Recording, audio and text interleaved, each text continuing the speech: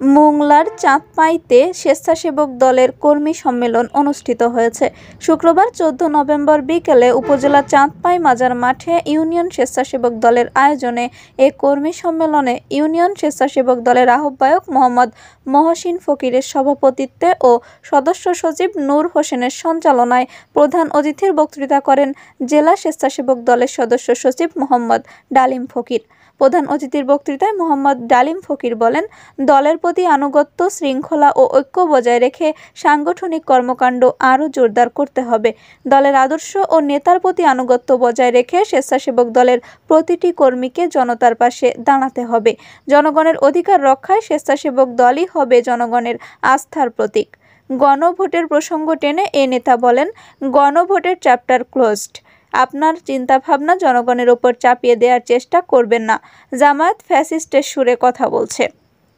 হা না ভোট নির্বাচনকে বিলম্বিত করার জামায়াতের একটা ষড়যন্ত্র। সংবিধান সংস্কারের কথা বলে জামায়াতে ইসলামের আমির শফিকুল ইসলাম। উনি সংবিধান নির্বাচন লাগবে না, নির্বাচন পরে হোক, আগে আমরা সংবিধান দেব।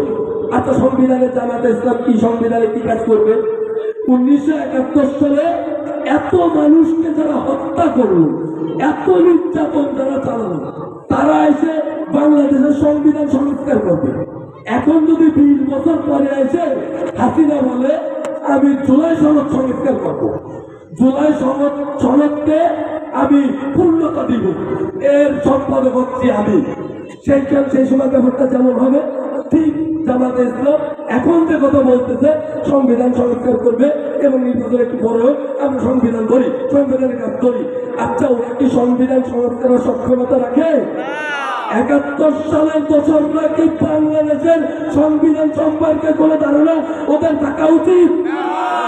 আমি একটা প্রস্তাব দিচ্ছি এই সরকারকে, আপনি 5 তারিখের হানা ভোট এইটা দেন যে জামায়াতে ইসলাম বাংলাদেশে নির্বাচন করতে পারবে কি পারবে না, জনগণ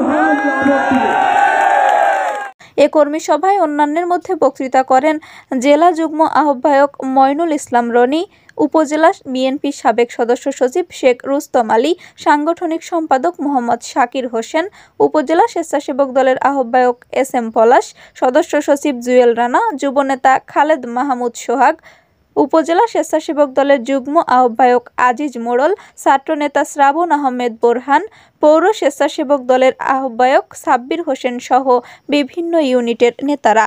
এ সময় দলটির বিভিন্ন পর্যায়ের নেতাকর্মীরা উপস্থিত ছিলেন।